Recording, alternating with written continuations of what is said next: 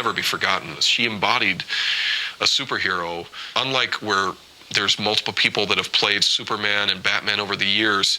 There's really only one Wonder Woman to anybody's eyes. I have to say Wonder Woman really shaped my life, and I really like her. I like Wonder Woman. I'd like to be Wonder Woman.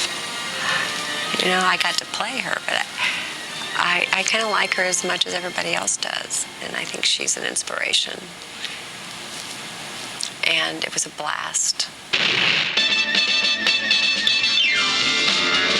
Wonder Woman, Wonder Woman. All the world is waiting for you. I had something of a reputation as a master of camp in Hollywood. I had, when I was still a kid at ABC in the program department, come up with the idea of putting a comic strip on television. I was having lunch one day with Jerry Leider, who ran Warner Brothers Television, and he said, you know, I've always loved Wonder Woman. And I said, Jerry, so have I. What can we do about her?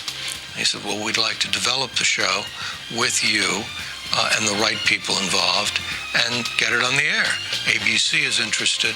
Are you interested? I leapt at it. Most superhero characters are male, and this was even more true when Wonder Woman got started in 1941, which just shortly after Superman and Batman had been introduced. After Superman first came out, there was a plethora of heroes. That's when Charles Moulton came up with Wonder Woman. Wonder Woman was created by a man named William Moulton Marston. He was best known as a psychologist for his contributions to inventing the lie detector. He got a job working for a magazine where he had a column every month. This led him to be involved with a company called All American Comics, which is now DC Comics. He proposed a female superhero, which had never been done before. And in doing it, he put in a lot of his ideas from other areas. He was interested in ancient culture, and he used Greek and also Roman mythology sort of mixed together. He based his character on the myth of the Amazon. According to him, they were all living on a magical island somewhere far away. And Wonder Woman was an Amazon who was sent to aid America during World War II. Here's a character where they have a chance to do it in sort of our modern day, but they decided, let's make it very true to the roots of the comic book, where this is a story that took this character from essentially a fantasy land lost to time and pulled that character into our real world when we were in a time of turmoil, which of course is, you know, the time of World War II when Wonder Woman first appeared in 1941. Brought in some of his psychological theories about dominance and submission. There's a great deal of people being tied up in the stories. Wonder Woman had a magic lasso which she could use to compel people to tell the truth, and this was obviously a reference to the lie detector that he'd invented years earlier. Now tell me about Peter Knight. I have nothing.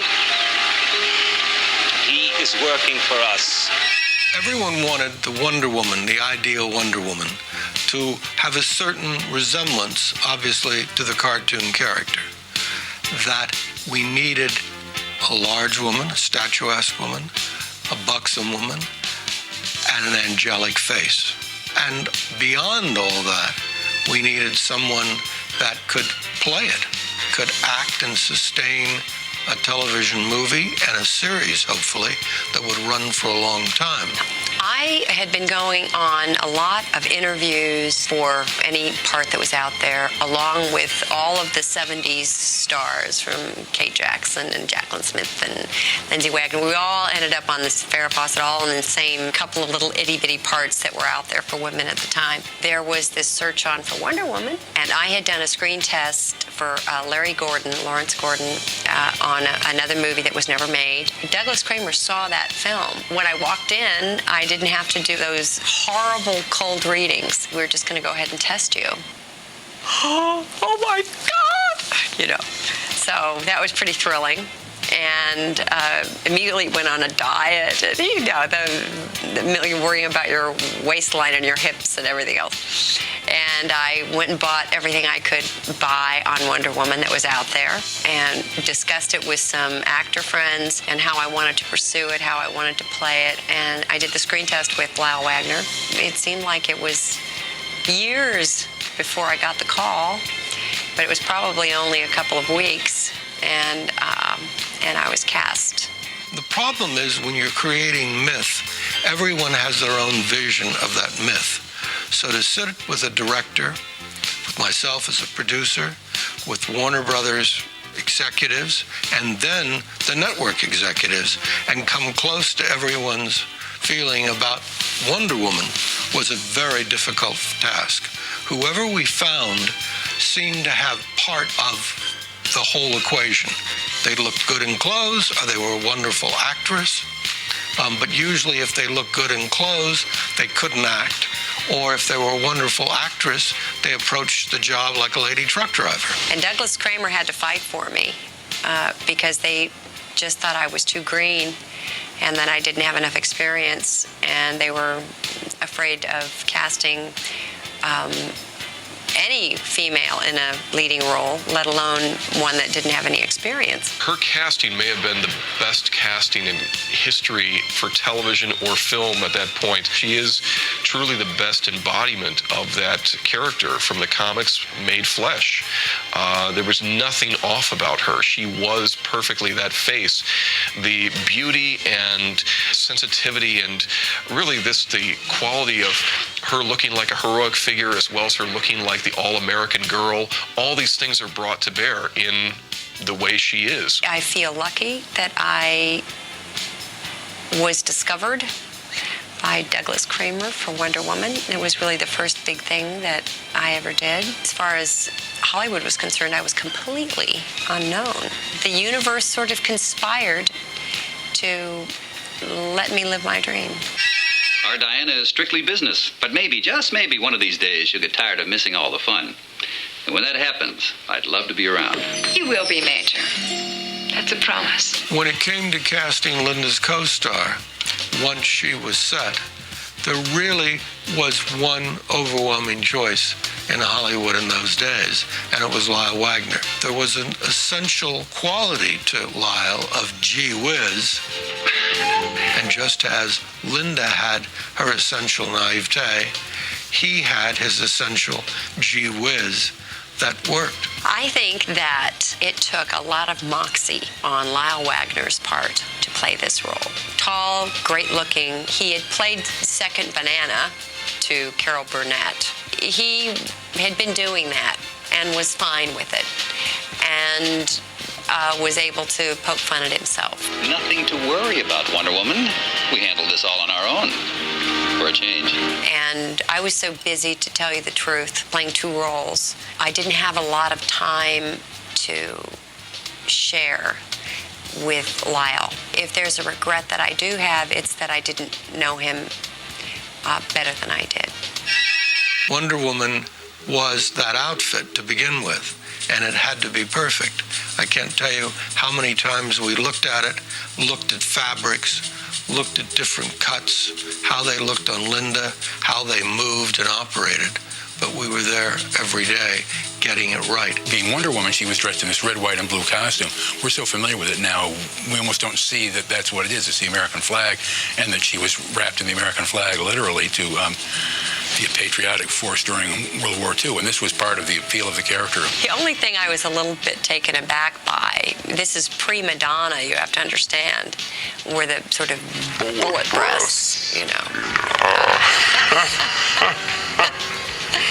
Wonder Woman did it before Madonna did it, and that sort of threw me a little bit. And when Donfeld redid the costume after the first season, they weren't quite as pronounced. It felt like a second skin. I really didn't feel too self-conscious. Oddly, I mean, now that, you know, you mention it, I should have. But, you know, don't forget, this was the ban the bra time. This was sexual freedom time. This was bikinis and midriffs, and that was the timing And I really wasn't thinking about being sexy either. Here's this woman, a very gorgeous woman, running around half naked, essentially, wearing pretty much a swimming outfit, and somehow she comes across as not being ultra sexual. And in effect, she is this symbol to young women, or women of any age, as not being defiled by that exposure. Essentially, the character was taken as what the character's meant to be, as an object of energy and motion, not as of corrupted sexuality or something that is just, for the boys. It was an image that I never worked for in terms of the character. She never thought she was all that. You'd be surprised at how many women ask me for their husbands or boyfriends, and they don't feel threatened by me, because that's not what I was about. The special effects on Wonder Woman were, I think, a real collaboration.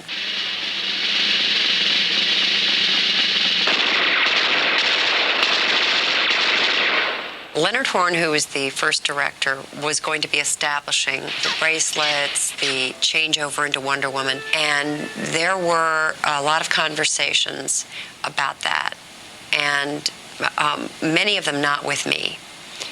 And when we got on the set one morning, they were going to lock off a camera and try to see what they could do with that.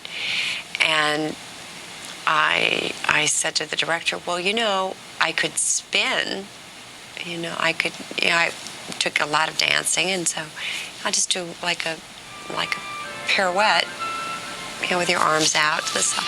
He said, show me, and I did it, and he said, that's it.